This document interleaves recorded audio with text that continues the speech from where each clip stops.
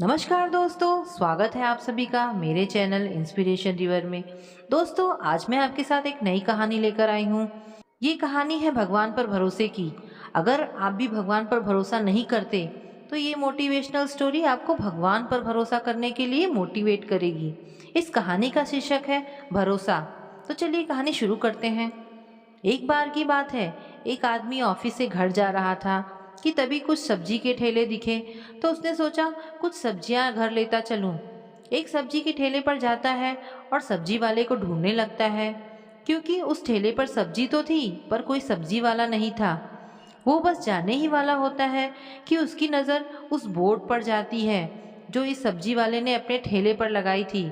उस पर लिखा था कि मेरे जितने भी ग्राहक आए हैं, अगर किसी को कोई भी सब्जी लेनी है तो दाम इस चिट्ठी के नीचे लिखी हुई है, आप समझकर दे देना और सब्जी खुद तौल कर लेते जाना। दरअसल मेरे पिता बहुत बीमार रहते हैं और मेरे घर में उनकी देख रेख करने वाला मेरे अलावा कोई और नहीं है, तो मुझे उन्हें देखने बार बार जाना पड़ता है।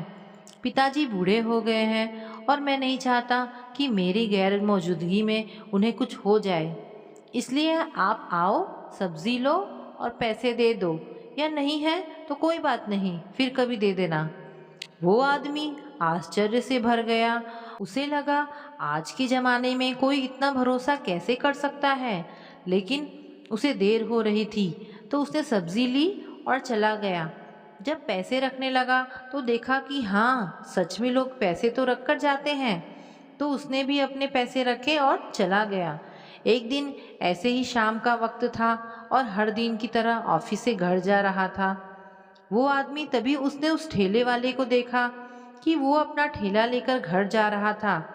उसने उससे बात करनी चाहिए और अपनी गाड़ी साइड में लगाकर बात की।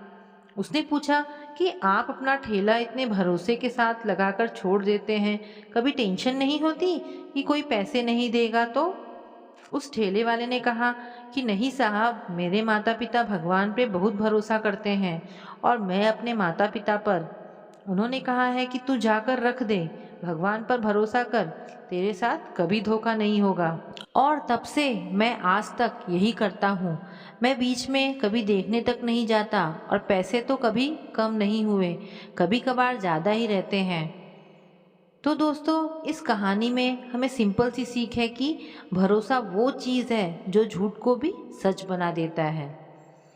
धन्यवाद दोस्तों। अगर आपको ये कहानी अच्छी लगी हो तो प्लीज़ मुझे कमेंट करके अवश्य बताएं।